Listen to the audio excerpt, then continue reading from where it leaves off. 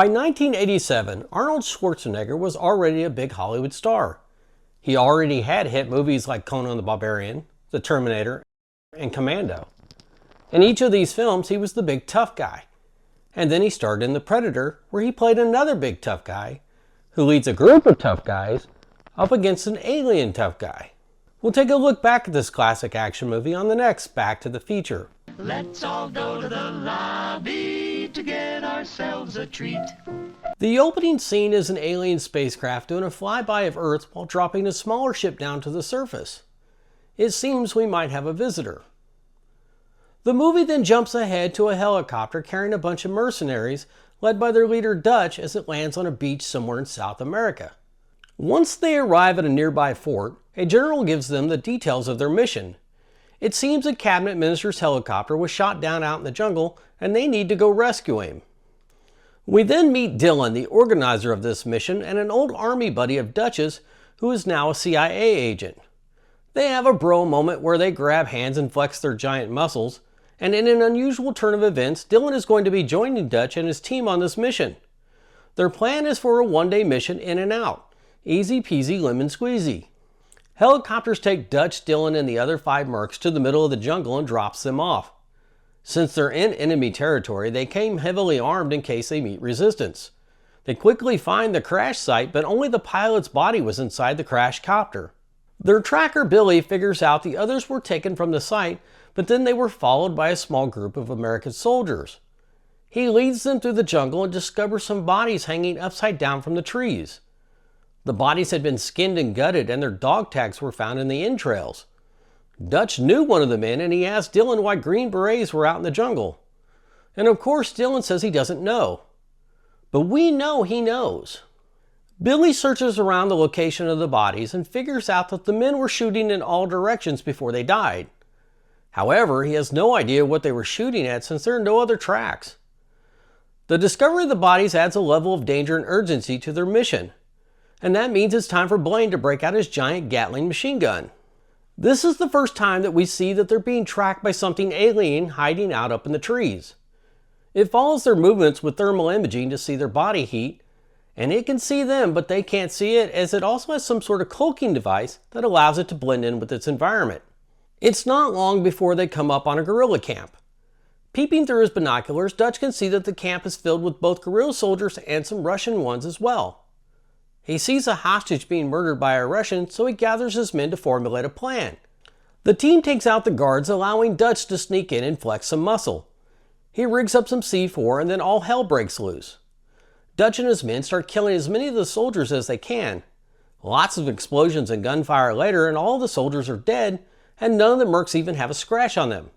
Well, except for Blain, who got shot in the arm. When told he's been hit, he simply responds with, "I don't have time to bleed." Yes, they're that good. You can tell that this scene is where most of the stunt budget went. All the hostages are dead, and it turns out they were actually CIA agents. A little fact that Dutch isn't happy to learn, and he confronts Dillon about this little piece of information. Dutch learns the skinned soldiers they found earlier were actually there on a previous mission for Dillon. This mission was all bullshit. Dillon tells Dutch to wake up because he's an expendable asset. He's one cold bastard. They find one survivor in the camp, a young woman native to the area who Dillon wants to take back because he thinks she might have valuable intel. Dutch puts Dillon in charge of her as it's not his problem. His problem is getting his men back to the other side of the border in one piece. We all saw the trailer and we know that's not going to happen. Billy is starting to sense something is off and tells Dutch that there's something in the trees. Dillon goes down to see what's holding things up, so he has Hawkins watch the woman. And while everyone is distracted, she makes a run for it. She gets pretty far, but Hawkins is in hot pursuit. He chases her down and catches up to her. When he gets her on the ground, both of them turn just in time to see this weird distorted figure coming at them. The alien predator kills Hawkins, leaving the woman covered in blood. The others hear him scream and come running as the predator drags Hawkins' body away. They find the woman bloodied and in shock. Poncho follows the blood trail and finds Hawkins, or what's left of him, that is. They ask her what happened, and all she can tell them is that the jungle came alive and killed him. They scour the area looking for his body, but they're not looking in the right place. Hawkins is hanging out up in a tree. Blain is the next one to go down. Out of nowhere, he's taken out by a shot through the chest. He has lots of time to bleed now. Mac hears the commotion and sees the camouflage predator blending in almost perfectly with the surrounding jungle. It flashes its eyes at him and takes off as Mac opens fire. The others come up behind him and open fire too. So Mac grabs Blain's Gatling gun and they just utterly destroy all the trees around him. They don't even know what they're shooting at. When the Gatling gun runs out of ammo, they all stop shooting. For a minute, it's dead quiet. Mac tells them that he saw it. And when they roll Blain over, he has a giant hole in his torso. Of course, Mac can't describe what he saw, so Poncho checks around and says they didn't hit anything. The woman finds a strange green liquid splattered on some leaves. She touches it and rubs it on her pants, but doesn't say anything to anyone. The men set up camp for the night and create a booby trap. At this point, we get our first real good look at the predator. He's up in the tree, no longer cloaked, and attending to his wound. It turns out with all their shooting, they did hit something. They shot it in the leg and its blood is bright green. During their downtime, Mac tries to explain what he saw. Dutch puts Mac on first watch and Billy tells him he's scared. That there's something out there waiting for them and it ain't no man. That night, Mac is on watch and missing his buddy Blain. He's hungry for revenge. And suddenly the booby trap is tripped and the men come running to Mac's location. When they get there, he is in the middle of killing a wild boar that had triggered the trap. During the wild boar episode, the predator sneaks in and steals Blain's body. Dutch figures out that the predator is using the trees to track them. He asks the woman again what she saw and suddenly she speaks English. Her name is Anna and she says that the predator has the ability to camouflage itself. She tells them about it being wounded, which gives Dutch hope. If it bleeds, then it could be killed. The men decide to change their immediate mission. Instead of running for the border, they're going to stay and try to kill this thing before it kills them. They start rigging the area with all kinds of barbaric traps, hoping they will ensnare it in one. And then they wait and stand watch.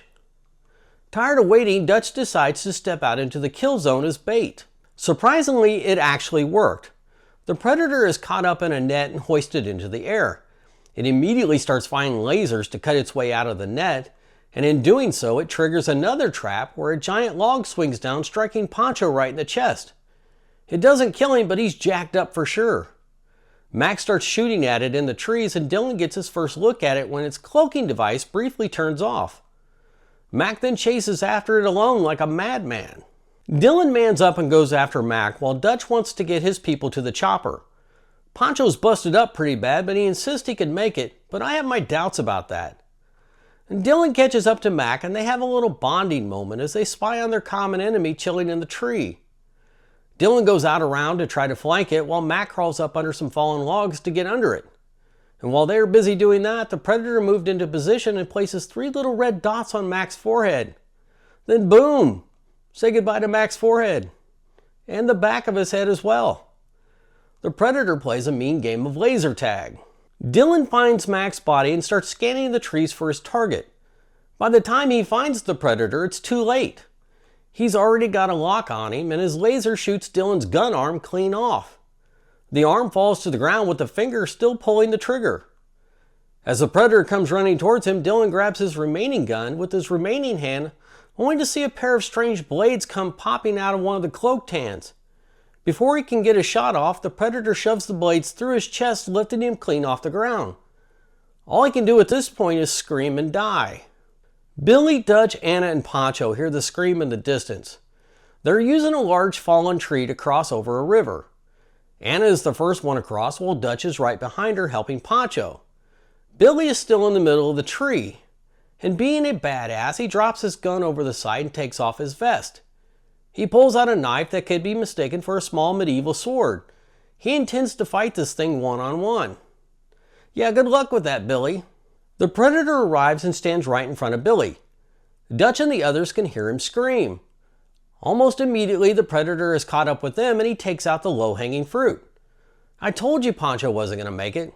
So yeah, he's dead. Anna goes to pick up Poncho's gun, but Dutch stops her. He knows that as long as she's not armed, the predator will leave her alone. Dutch is still armed, so the predator shoots him in the shoulder. He's wounded, but not so bad that he can't yell out the infamous "get to the chopper" line as only Arnold Schwarzenegger could say it. Anna runs off to the chopper while the predator chases Dutch through the jungle. He ends up sliding down a hill that leads to a cliff, and he goes right over the edge to the water below. He goes down the river Deliverance style and over some falls until he's finally able to swim to shore. He crawls through the muddy shores as the predator splashes down behind him. He is backed into a corner with no place to go, and as the predator rises out of the water, its cloaking device seems to short out from being wet. So it uses its thermal imaging to scan the area but doesn't see Dutch right in front of him. Being covered in mud has disguised his heat signature, making him invisible. Once again, he rigs up a deadly trap while the predator takes a break to go remove Billy's skull and spine from his body. It turns out it cleans and keeps the skulls as trophies. At nightfall, Dutch fashions a homemade bow and arrow tipped with small explosives. He applies a fresh coat of mud all over for smoother, younger looking skin and lights a torch to call the predator out. Like a puppy, the predator comes running. The predator comes in right behind Dutch, not knowing he's there.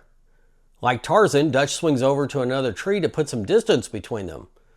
Dutch shoots an arrow at it and the predator turns to return fire. With Dutch being cloaked by mud, it can't get a bead on him and just starts blasting randomly at the trees, lighting them up like it's the 4th of July.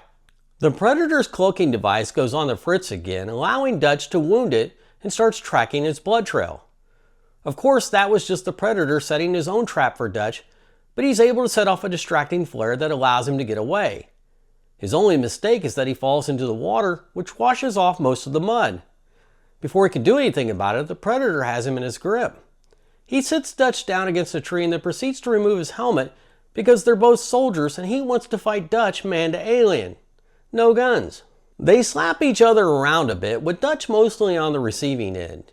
He's taken a pretty good beating while trying to lead the predator back to his trap.